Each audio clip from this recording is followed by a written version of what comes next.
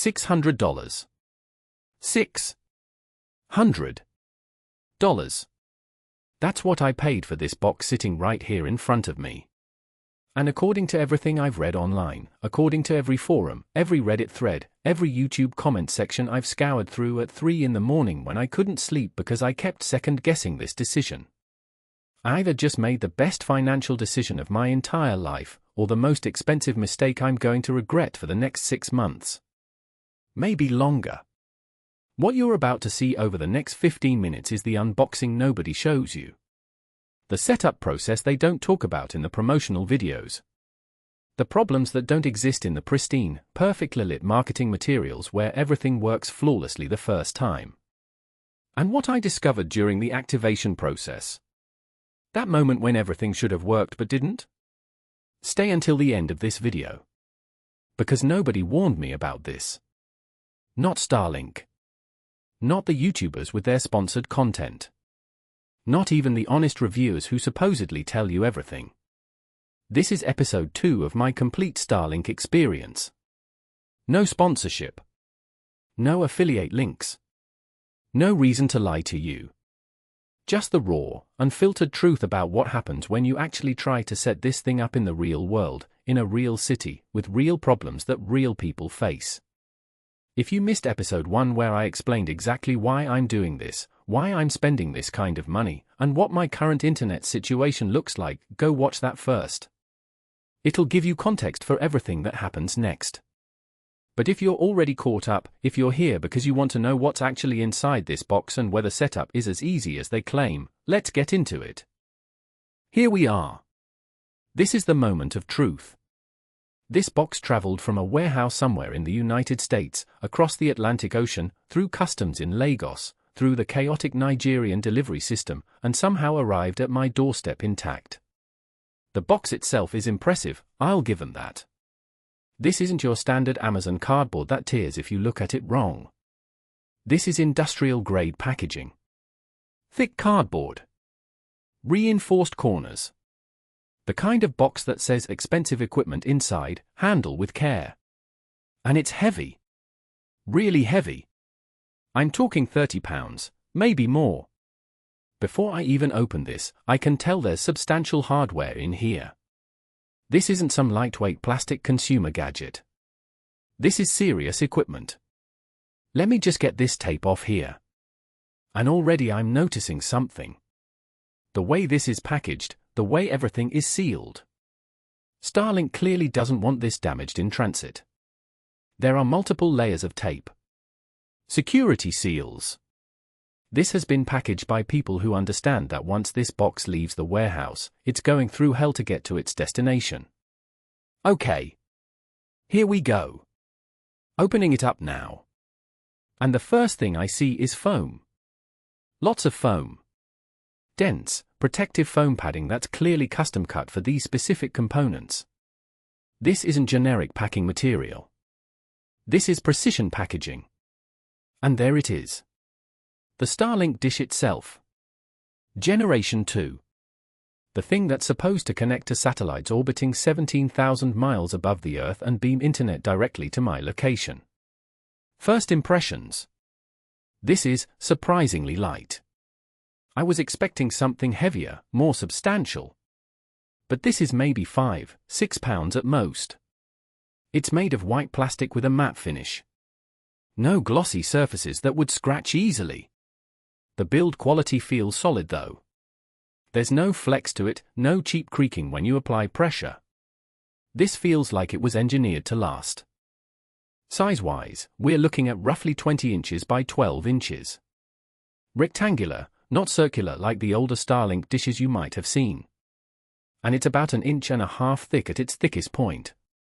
Thinner at the edges. The shape is sleek, modern, almost Apple-like in its minimalist design philosophy. The surface is completely flat. No visible individual antenna elements, no protruding parts. It's all hidden underneath this white surface. Somewhere under here are hundreds of tiny phased array antennas that will electronically steer the beam to track satellites as they move across the sky. But from the outside? It just looks like a flat white rectangle. Flip it over, and here's where things get interesting. On the back, you can see the mounting bracket attachment point. And down here, at the bottom edge, this is the cable. Now, this is important. This is the first thing Starlink doesn't make immediately obvious in their marketing materials. This cable is permanently attached to the dish. You see this connection point? It's not a standard connector you can unplug. It's sealed, weatherproofed, and completely permanent. I can't disconnect this. I can't remove it. Which means if this cable gets damaged, and we're talking about 75 feet of cable that has to run from wherever you mount this dish all the way to your router inside your home, if this cable gets cut, gets crushed, gets chewed through by rodents, gets damaged in any way, you can't just buy a replacement cable for $20. You're replacing the entire dish. And let me show you how much cable this is. 75 feet sounds reasonable in theory. In practice, when you're actually holding it, when you're actually trying to route it through your home or up to your roof, this is a lot of cable. And it's thick. This isn't thin Ethernet cable. This is heavy-duty cable with thick insulation and weatherproofing. It's probably ½ an inch in diameter, maybe more. And it's stiff. You can't make tight bends with this. You can't fold it back on itself. Which means routing this through tight spaces, through small openings, through the kinds of places you typically run cables in a home, that's going to be challenging. We'll get to that struggle later. Let me put the dish down and see what else we've got in here. Next item, the router. The Starlink router. And this is actually really nice looking. I wasn't expecting this. This is a clean, minimalist, rectangular white box. No external antennas sticking out. No blinking LED lights on the front. No ugly status indicators. Just a simple white rectangle that honestly looks more like a piece of modern art than a piece of networking equipment. Build quality here is excellent too. Solid construction. Smooth edges. There's a subtle curve to the top surface. Weight-wise, it's light but doesn't feel cheap. And on the bottom, I can see there are rubber feet to keep it from sliding around on whatever surface you place it on. Looking at the ports on the back, we've got the power input, and we've got what looks like a single Ethernet port. Just one. That's interesting. Most routers have multiple Ethernet ports for wired connections. Starlink has clearly designed this with the assumption that you're going to use Wi-Fi for everything. If you need multiple wired connections, you're going to need to buy your own switch. Next up, the power supply. And oh boy, this thing is chunky. This is not a small power brick. This is a serious power supply. Look at the size of this thing. It's got to be at least 6 inches long, 3 inches wide, and it's heavy. Really heavy. There's some serious electrical components in here. And that makes sense when you think about what it's powering. That dish out there has to power all those antennas, has to power motors that move and adjust the dish, has to power heating elements that melt snow in cold climates. This isn't a low-power device. Looking at the specs on the label here, this power supply is rated for up to 100 watts output. For context, your typical home router uses maybe 10, 15 watts. This is pulling serious power. Which is something to keep in mind if you live somewhere with expensive electricity or unreliable power. And here we have the base. The mounting solution that comes with the Starlink kit. This is, well, it's basically a tripod. 3 legs that fold out and a mounting pole in the center where the dish attaches. So you unfold these legs like this, and you've got a stable base that the dish sits on. In theory, the legs lock into place with these clips here. The dish mounts on this pole in the center. And the whole thing is designed to just sit on the ground, on your roof, on whatever flat surface you have available. Here's my first concern. This base is held in place by nothing. It's just sitting here. There are no holes for bolts. No way to anchor it to the ground. No tie-down points. This is entirely relying on its own weight to stay in place. And while it's reasonably stable on this flat table in my climate-controlled room with no wind, I'm already thinking about what happens when this is on my roof in the sun with wind blowing. I was really hoping to find mounting holes on the bottom of these feet. Something I could use to bolt this down. But no. Nothing. This is a temporary setup solution. If you want a permanent, secure installation, you're going to need to buy additional mounting hardware from Starlink or from a third party. And that's going to cost more money on top of the $600 you've already spent. Alright, let me lay everything out so you can see the complete package. We've got the dish, the router, the power supply, the base, the 75-foot cable that's permanently attached to the dish. And, let me check the box again. A quick start guide. That's it. That's everything that comes in the box. Let me look at this guide real quick. Page 1, unpack everything. Page 2, download the app. Page 3, set up the dish outside with a clear view of the sky. Page 4, plug everything in and wait for connection. That's the whole guide. 4 pages. Starlink is really banking on this being intuitive. There is one important note here though.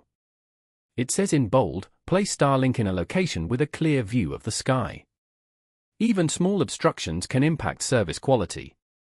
We're going to come back to this because clear view of the sky means something very specific, and it's not as easy as it sounds. So that's what you get for $600.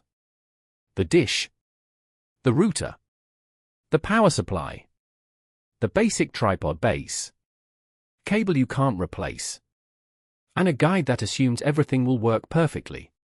But let's talk about this cable situation for another moment because I need you to understand how significant this is. In most tech products, cables are consumable items. They wear out, they break, you replace them cheaply. With Starlink, this cable is part of the dish assembly. If this cable fails, you're not ordering a $30 replacement cable from Amazon. You're contacting Starlink support, explaining the problem, waiting for them to process a warranty claim or out-of-warranty replacement, and you're potentially paying $300 to $500 for a new dish. The cable is about 0.4 inches in diameter. That's thick. And I understand why. This cable is carrying power to the dish, remember, up to 100 watts, and it's carrying data. It's also got to be weatherproof, UV-resistant, and durable enough to survive being routed across roofs, through walls, exposed to sun and rain and temperature extremes. So yes, it needs to be heavy-duty. But that comes with trade-offs in terms of flexibility and ease of installation. And look at this connector on the router end. This is a proprietary Starlink connector. It's not Ethernet. It's not any standard cable type. This only works with Starlink equipment. Which means you can't easily extend this cable if you need more length. You can't cut it and put your own connectors on. You're locked into Starlink's ecosystem completely. I want to make absolutely sure I didn't miss anything in the packaging here. Let me check all the foam layers. Nope. That's everything. No extra mounting hardware. No cable clips for routing. No weatherproofing accessories. No grounding equipment. Nothing. What you see here is what you get. According to this setup diagram, the installation process looks simple. Step 1. Place dish outside. Step 2. Run cable to router inside. Step 3. Plug in power. Step 4. Wait for connection. For easy steps. Probably takes 15-20 minutes total. Right? Let's find out in the next video. Subscribe to this channel for more update.